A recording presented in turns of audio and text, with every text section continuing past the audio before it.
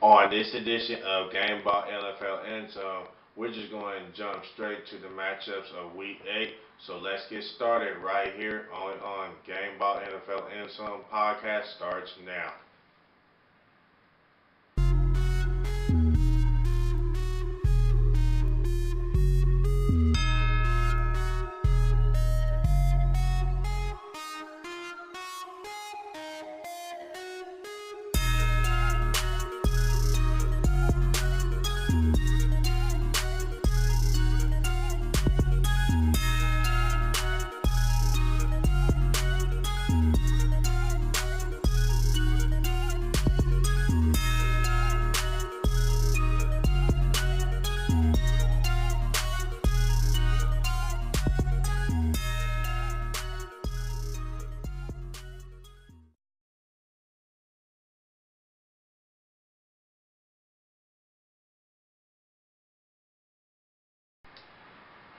What's happening, everyone? Welcome to Gameball NFL Endzone podcast where the football season never ends. I'm your host, Michael Riley. And I'm Marcus Young Genius Jenkins. Well, we didn't do a recap from the previous week, so we're going to jump straight to the matchups of Week 8. On the next episode, we're going to do a recap and also do the matchups prediction as well. So let's get to it. What you got for us? All right, we're going to go ahead and jump into week number 8 of the football season as this year seems to continue to roll along. We're going to jump into the Oakland Raiders. They will be playing the Buffalo Bills in this matchup. Oakland is coming off a win against the Kansas City Chiefs, a huge win at home, a heartbreaking loss for the Chiefs because this would be their first of two in a row off of a Michael Crabtree last second touchdown pass, which would put them ahead in that game by a score 31-30. Some stats to look out for. One thing that caught my eye for the Oakland Raiders, Derek Carr is having a fantastic year. 124 yards for, or excuse me, 124 pass attempts for 191, 1,341 yards, as well as 11 touchdowns on the season thus far. For Buffalo, they're coming off a win against the Tampa Bay Buccaneers by a score of 30-27 in that matchup. LaShawn McCoy on the year, 370 yards and 2 touchdowns. Tyron Taylor, the starting quarterback for the Buffalo Bills, 1,178 passing yards and 7 touchdowns. What do you like about this matchup? Well, it's the battle of the offense versus the defense. The Oakland Raiders' high-powered offense and the Buffalo Bills' defense. It's going to determine who's going to outplay who to win this game. So what I look for is in this matchup, can the Buffalo Bills defense be able to stop Oakland's offense, especially with Derek Carr coming back in the scene from his injury? We'll have to see how their play out. It's going to be a hard, tough fought game, but for Buffalo to be able to win this game, they have to be able to put a lot of pressure against Derek Carr and stop the run. And also, the secondary is going to have to step up against the talented receiving core of Oakland, like Crabtree and the crew, and all of those in the offensive side. So if Oakland can if Buffalo Bills can step up to do that, they'll be able to win this game. Now for the offense, they need to be more consistent in the passing game, especially on third downs. They're able to run the ball effectively, but the passing game has to get better. If the passing game gets better for Buffalo and Tyrod Taylor continues to get better, he'll be able to go through his progressions and make plays against Oakland's defense, which is suspect. They play a lot of soft zone and man to man, which that could be exposed. So you have to bring blitzes and make sure that they put pressure on the quarterback and be able to make it hard for Oakland's offense to score. And this week they are not having Marshawn Lynch due to suspension in last week's game with the incident with the referee. So they have to find another way to get. They have to find other ways to get the running game involved to be able to be successful with the passing game. If you're able to do that, then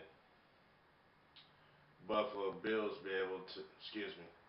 If Buffalo be able to stop Oakland's offense and neutralize their position to make them to pass happy offense, they'll be able to win this game. Now for Oakland,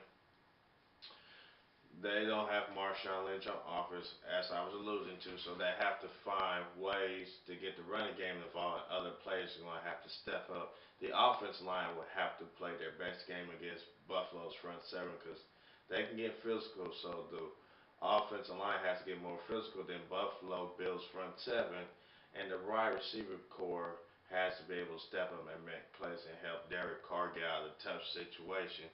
And Oakland's offense can do that, then they'll be just fine. Now the defense is the one I'm concerned.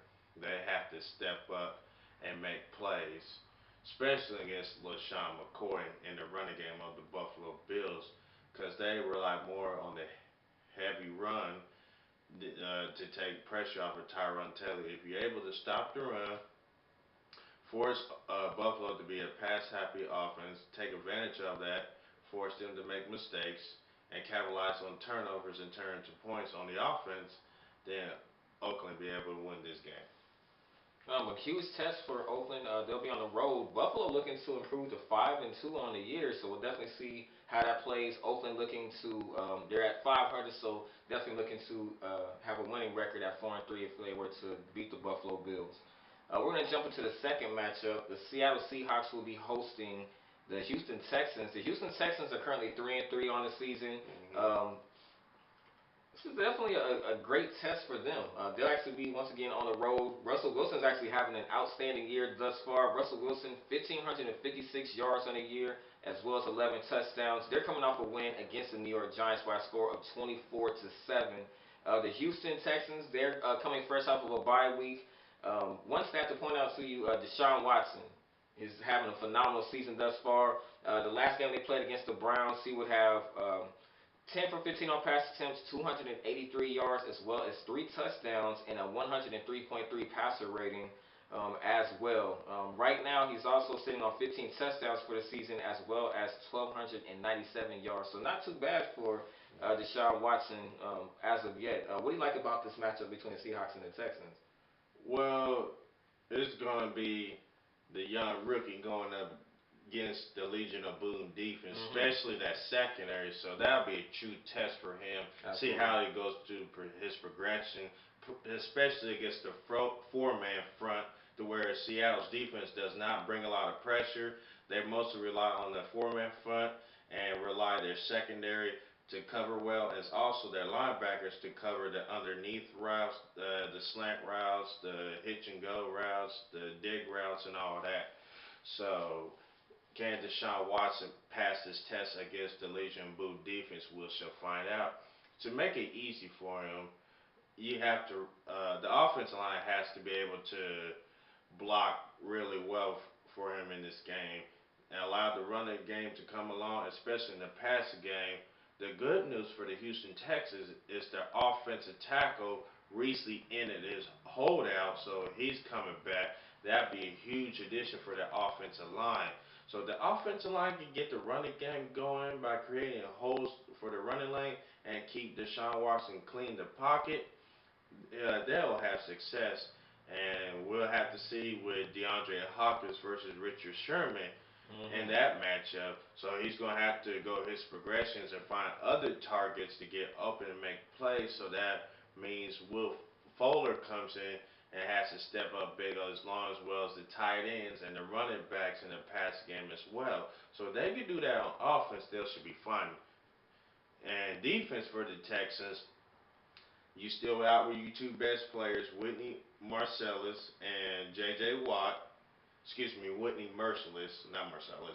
And you also got J.J. Watt, who's also out for this season. So other players have to step up in this game and take advantage of the Seahawks offensive line. Well, because that offensive line still is struggling to protect Russell Wilson in the pocket.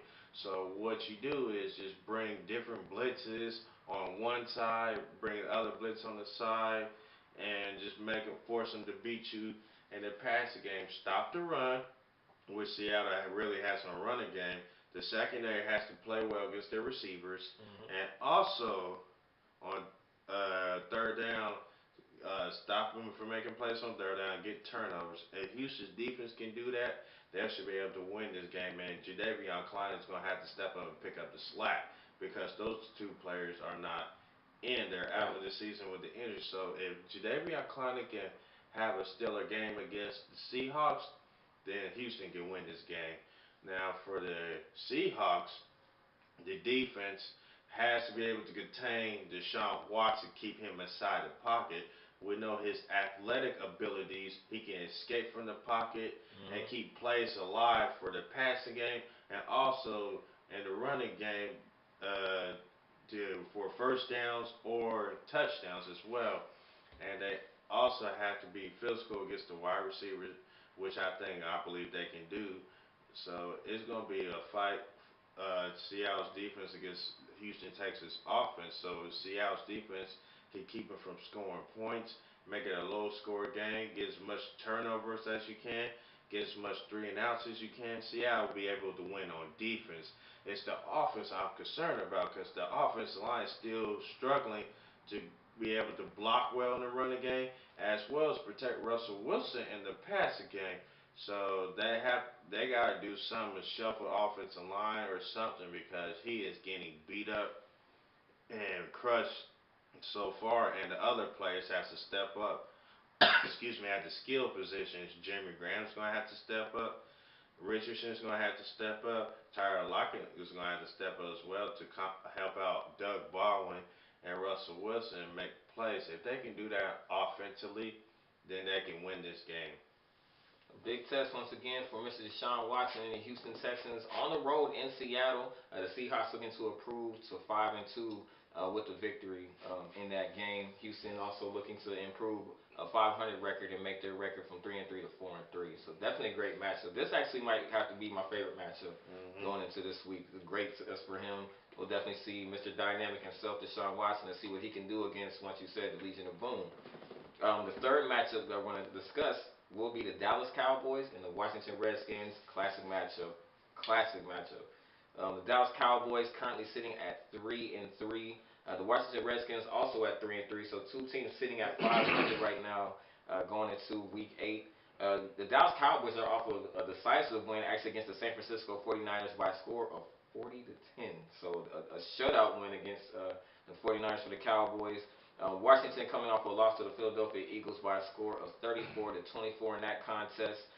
For Washington, Kirk Cousins on the year, 1,637 yards as well as 12 touchdowns. For you, America's favorite team, and of course their two favorite players, their 1-2 punch for Dak Prescott. Dak Prescott is actually balling this season. Right now, last week against San Francisco, 234 yards, 3 touchdowns. He also would have a 134% passer rating as well in that game. For Zeke on the year, Ezekiel Elliott, 540 yards and 4 touchdowns going into this contest. Outside this being a classic matchup, what else do you like about the Cowboys and the Redskins? Well, my favorite subject is the Cowboys. What do you expect? It's the 49ers. They're demoralizing, they're rebuilding, and they suck. What you want, a milk and cookie and candy to make you happy? That was a boring win. It was a boring game. I fell asleep on it and took a nap after I got done eating a hamburger, to be honest with you. It was flat boring. They need competition. Trying to help y'all Cowboys fans. I'm just being realistic here. The Cowboys is coming off a win. Yes, of course. They did well on offense. They did well on defense. And special teams did decent. They're going to need that against the Redskins because the Redskins is coming off a loss against the Eagles. And the Redskins can put up points. And also they can play good on defense. So Cowboys defense has to step up big. They got Sean Lee coming back. And who was huge against the 49ers. But there's still some holes for the defense. They have to be able to get a pass rush to stop the Redskins' offense from scoring, and the secondary is still suspect in that matter. So they have to step up and stop the Redskins receivers from making plays, also getting the end zone from touchdowns. And the Dallas Cowboys defense can do that, then they'll be able to win this game. Now the offense, um, they was clicking on all cylinders. Ezekiel Elliott had 210 yards for scrimmage. Dak Prescott balled out, and the receivers stepped up big. But like I was saying, what you want a cookie? It was the 49ers for crying out loud. So if they can do that, they'll be able to win this game. For the Redskins, they was in it against the Eagles, but at towards the end of the game, it was starting to be one lopsided game a little bit. So for the Redskins, they have to go back and watch film and see what they did wrong to improve and get better, and hopefully they can emulate that against the Dallas Cowboys to win this game. So for the Washington Redskins, they have to be able to get a fast start on offense. They have to run the ball effectively. That's what they didn't do against the Eagles. And they have to get the passing game going effectively and get some plays going in that matter. Get some short completions here and there, then take advantage in the post, deep post, and the play actions to open up your playbook better. And Kirk Cousins has to make better decisions because he had one or two interceptions in this game that the Eagles took advantage of, especially that defense. And the offensive line has to be able to do a better job to protect the defense of the Dallas Cowboys because against the Eagles, there was a couple injuries on the offensive line, and plus they was missing assignments and blocks, especially the delayed blitz and stunt blitzes and all that stuff. And you have single high safety blitzes coming in as well as corner blitzes as well. So you have to decipher which player is coming. You have to communicate well, and you have to be able to block well for Cousins on that offense in the passing game. Now, defense, they still out with their best player at the corner position, dealing with injuries as Josh Norman with some cracked ribs, so he might be out for this game. So other players have to step up and fill that void on defense, especially that secondary. The front seven, they're doing their part, but it's the secondary that has to step up, especially against Des Bryant, who's a physical receiver and he loves making yards after catch against the Redskins secondary.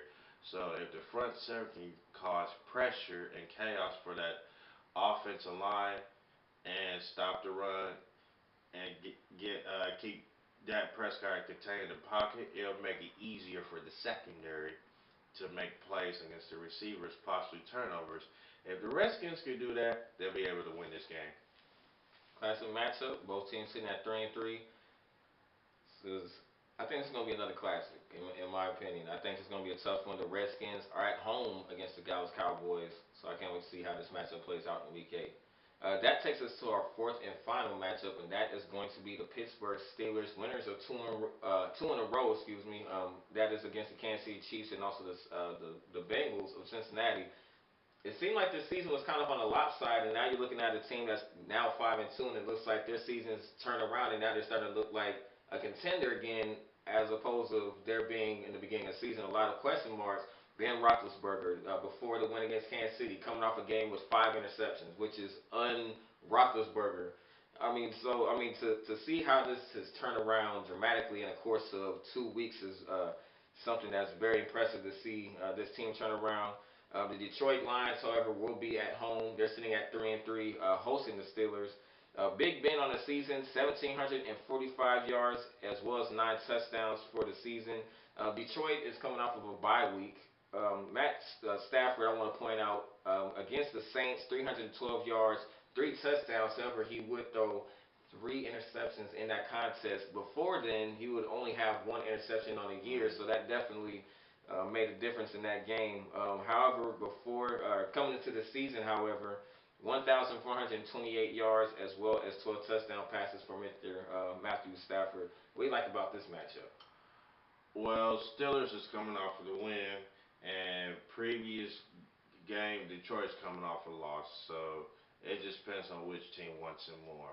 Now for the Pittsburgh Steelers, on defense they're getting better, but still room to improve. They're getting better. They're getting more aggressive on the blitzes. There's stopping the run, and they're putting a lot of pressure on the quarterback. And the secondary starting to step up big. And addition with Joe Hayden, that's helping him out. So if they can stop this high-power offense of Detroit and duplicate what they did the past 2 weeks, they'll be able to have success and be fine. Now for the offense of Pittsburgh, they have to be able to continue to run the ball, feed Le'Veon Bell, get him involved early, and you in the passing game, just Big Ben just keep making plays, feed it to Antonio Brown, get everybody else involved. Offensive lines just continue do what you do, block well in the running game and protect Big Ben in the pass game as well. If Pittsburgh can do that, they'll be able to win. But this could be a trap game for Pittsburgh because they start feeling themselves a little bit and they start having fun. But you got the team like Detroit Lions who ain't got nothing to lose, who's still trying to make a push for the playoff spot as well. So they're the ones that be like, we got this is like a must win Right. situation. Yeah. So they have to be out on the lookout for that. Now, for the Detroit Lions, they're coming off a terrible performance against the Saints, especially offensive wise, because they was not able to protect Matthew Stafford. He was throwing ill-advised passes that was intercepted. They couldn't get the running game going, and they could not convert on third down. So those are the things that Detroit Lions have to work on, be able to get better and beat the Pittsburgh Steelers. They have to run the ball effectively. They got to get better in pass game, and Matthew Stafford can't make same mistakes. If he can avoid that, he'll be fine and the receivers got to step up. The offense has to be balanced. If the offense is balanced, they'll be able to wear down the Pittsburgh Steelers defense, get some yards, and put up points. Now for Detroit defense, they are out with their best defensive lineman, Alodi Nada, who is out with the season with the injury. So other players have to fill that void for that front seven. And the secondary has to step up against the Steelers receiver, especially Antonio Brown. So you're going to have to double him up with the corner and the safety on top. Then you also leaves your other guys one on one, so you can take that chance, create some blitzes that they never seen, and attack their weakness. If Detroit Lions can do that, they'll be able to be in this game and possibly win. The special teams has to be able to be a factor and make plays for Detroit Lions to win as well. All right, Pittsburgh Steelers looking to maybe jump to 6-2, which looked like it was going to be a disappointing season. Now they're looking like a playoff contender. Once again, they're on the road facing a hungry Detroit Lions team. Definitely have a lot to prove. We'll see what happens with this one. That's going to take us to the predictions part of the podcast. This is my favorite part because, well, we get to hear another Cowboys. I just can't wait to jump to this matchup. But we're gonna save that one for a little bit later. First, we're gonna jump into the Raiders and the Bills. Who you like in this matchup? Well, I like the Raiders to win in a close matchup because what they did last week against Kansas City at the last seconds of the game, if they could get off to a fast start like that, keep their train rolling, and not have any mistakes on offense, they'll be able to capitalize on the opportunities against the Bills defense to score some points. I think the Raiders defense will be able to step up and make more plays, even though the defense is suspect. But I feel like they'll make one, two more plays against Bills' offense. So I'm gonna say the Oakland Raiders win, score of 30-24. I'm gonna agree with you. I'm gonna say I like the Raiders in this matchup as well. I just think the way Derek Carr has been this year has been phenomenal. I just think just the way that this team came together against the Kansas City Chiefs, they were magnificent on offense. Maybe not defensively, but however, and I think even after losing Marshawn Lynch, you would have thought that would have took the wind out of their sails. However, it actually made them step up a little bit more. Yeah, and they feel like they got a chip on their shoulders. They got Absolutely. something to prove. So it's gonna be a good game, but I say Oakland wins in a very close one. I agree with you. I'm gonna say they will win by a score of 35-28. Got the Oakland Raiders myself. Second matchup, the Houston Texans and the Seattle Seahawks. Seattle at home. What do you got? I want to be on the bandwagon for Houston, but they're in Seattle, the 12th man stadium, and no rookie quarterback rarely wins there. So it's gonna be a dogfight, but at the end, I feel like Seattle's gonna come through and make a play on defense to win this game. So I'm gonna say Seattle wins 17-10 in a close game, low scoring game. This is tough because this is exciting because this is another top tier defense. Deshaun Watson proved what he can do against a proven Kansas City Chiefs defense as well, and we knew how we know what he did. But I just don't see the Seahawks defense letting off the gas like Kansas City did. I think in that game, Deshaun Watson kind of came alive towards the end against the Chiefs, and you kind of seen. And it was garbage time too. Yes. I don't necessarily see him being able to be as fluid against the Seahawks. I think he'll still have a good game. I think this right here could definitely define his rookie campaign. They just have too many skill players and playmakers on defense. You got Michael Bennett on the defensive line. You got Bobby Wagner, KJ Wright. You got Richard Sherman, Earl Thomas, and you got another corner outside Richard Sherman. You also got the heart and soul, the hammer, the hard hitting machine, Cam Chancellor. So yeah, that's gonna be a little difficult for a rookie to handle against that defense. And they're definitely gonna come out and try to prove to the rookie that you're not gonna be able to do all these things that you've done previously. Not in our house. I could definitely see the defense ready to get at Deshaun Watson. I'm gonna say the Seattle Seahawks will win this one as well. I say a score of 24-7 will be my score with the Seahawks. I'm gonna say Houston put up 10 points, but Seattle makes more plays and put up 17. And at the end, Seattle defense is going to force a turnover against Houston's offense to ice the game and put the nail in the coffin. Absolutely, and you definitely Russell Wilson. This definitely has to mean something to him because you definitely don't want to be outgunned by a rookie in your house. Right. So if that happens, that's definitely something that's going to be talked about. If not next week, maybe for the next weeks to come, that he got outplayed by rookie Deshaun Watson. Mm-hmm. Even though credit given, Deshaun Watson isn't any old ordinary rookie quarterback. This man has some skill. And he's starting to come along in a pro-style offense, which is not easy to translate from a college spread offense. Basically, you're in the shotgun most of the time. Yeah. So he is transitioning well under center in the pocket, and you also have some shotgun plays as well. We both got Seattle winning that game at home. Third matchup, them Cowboys against. What Cowboys? Who's them Cowboys? It's only America's favorite team, though. I'm just saying. And this is another one I can't wait because I have so many friends and family that are just drop dead Cowboys fans. And I don't have no problem with the Cowboys. I don't. They're everywhere. America's favorite team. And they're annoying as hell. Not the players. It's just the fans that get on my nerves. And they could go 1-15. We'll be in the Super Bowl next year. You just went 1-15. But you got to give them credit that they usually are diehard. They're loyal. I will say that. A lot of Cowboys fans that I do know. I know friends that have been Cowboys fans. I'm talking about the Troy Aikman days. Yeah. So they do go back. They're delusional. Against the Redskins though, they're on the road against the Skins. So are you giving them a chance? Are you giving them another L? Let them I'm giving them another L.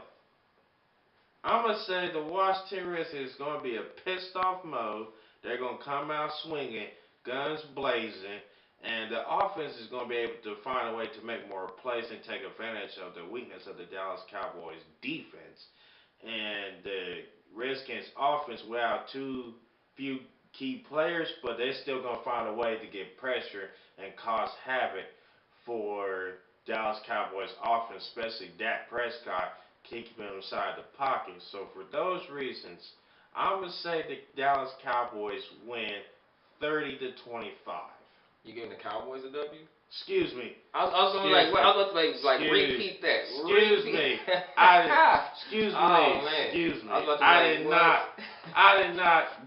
didn't mean to do that. I'm saying the Washington Redskins will beat the Dallas Cowboys 30-25. Redskins will beat the Cowboys. I got I'm, lost in a minute. I'm sorry, Cowboys fans. I thought that maybe he's gonna show y'all some love one week. Still not yet. With this matchup, this one's kind of tough. But the thing for me is, I think this is a great matchup between Dak Prescott and Kirk Cousins. Both of them are having phenomenal years. Um, man, I'm gonna say something just wants to tell me the Cowboys. Something wants to say pick the Cowboys because I just think down the stretch, that's Dak Prescott to me. He's impressed me in the fourth quarter. He's definitely shown that he's not just a sophomore quarterback. I think he's shaking off the sophomore jinx. I definitely shown thus far that he is a good quarterback in this league, and I think that he has a promising future. I think that he can lead the Cowboys into a hostile environment in Washington and pull out a win. It's going to be a tough one. It's going to be a close one. I'm going to say this is going to come down to a last minute field goal. However, I'm going to say they're going to win by a score of, I'm going to say 20 to 17. I got the Cowboys winning this game. I got the Washington Redskins winning this game 30 to 25 over the Dallas Cowboys to go 4-3, and the Dallas Cowboys to be 3-4 and be in third place in the NFC East race. You heard it from me. All right, we gonna see this one. I think this game can go either way. It's a good matchup, especially at the quarterback position. I just think just who has the most momentum. I think going into the second half, I think is gonna make the difference. The fourth and final matchup, Pittsburgh Steelers. Upset. I got Detroit Lions winning this game. Okay. Okay. The reason why I say that because they're going to be embarrassed of that performance against New Orleans. They have their bye week. They have some time to look over things. Yeah. And I feel like the head coach is going to rally the troops and get them all fired and play inspired to win this game. The Steelers is coming off a confident win, but that was against the part of the debacle and dysfunctional Bengals. Detroit is going to be a different team. They're going to come out with a different mindset. They're going to come out and try to punch the Steelers in the mouth. Offense and defense with physicality and playmaking. So for those reasons, I'm going to say Detroit wins this game of 31 to 24. I'm gonna say with this one, a win is a win. The first game against Kansas City, that was a freak play. That rarely do you see that, where Ben Roethlisberger was picked off basically, couldn't control it. Antonio Brown makes a "Are you kidding me?" catch and scores and seals a victory. A more convincing win against the Bengals. They won 29 to 14.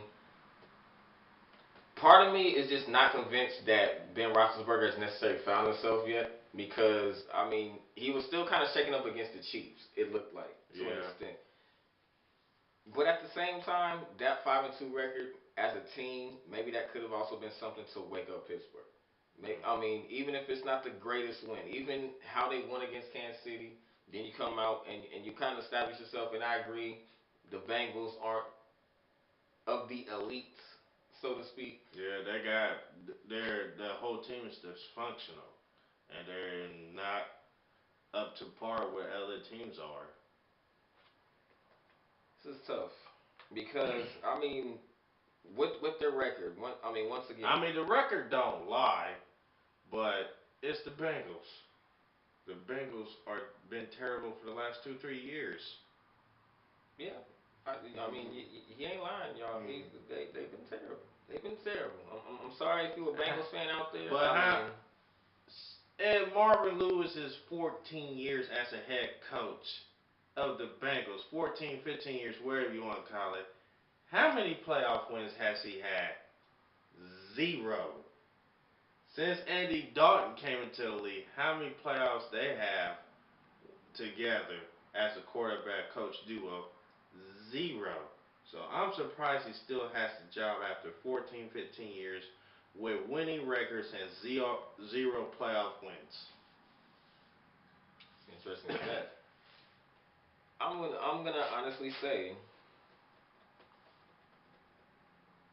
something wants me to say Detroit, but I almost want to give the Steelers the benefit of the doubt because I just think the momentum moving forward. You've won 2 in a row. May not have been the greatest wins. However, the momentum that the Steelers have going into Detroit, you have to be pretty confident. Winning 2 in a row, you're sitting at 5-2. You could easily be 6-2 after Sunday. So I mean, this is something to where this could be something they can continue to build off of. I'm gonna say the Pittsburgh Steelers will find a way to win this. I'm gonna say they're going to win by a score of 28-14. I like the Steelers winning on the road. Alright, that was our matchups and predictions going to week 8 of the NFL season. So, social media, Facebook, Gameball College Kickoff / Gameball NFL Endzone, Twitter, at capitalized GAMBALL, that's Gameball _ capital M lowercase YKE, email gck.gnfle@gmail.com, YouTube, like, subscribe, hit the button down there on the low at gck.gnfltv, and your social media. Before I say that, on that YouTube page, takes you what, 3 seconds just to bloop, hit the like button. So easy, just so subscribe. Easy. You can do it. Social media, Facebook, you can find me under Marcus Jovell NT Jenkins. You can also find me on Instagram under Jovell NT. That's all one word. That's JOVELLEEENT. Same thing with Twitter as well. And also follow, there's a new app that's actually popping up right now. I don't know if you heard about it, called Flipagram. You guys should definitely check that out, man. It's also an awesome social media app as well. That will do it for this edition of Gameball NFL Endzone podcast. I'm Michael Riley. I'm Marcus Young Genius Jenkins. By saying, have a safe, blessed night and be good. This is Gameball NFL Endzone podcast where the football season never ends. Peace. We are out.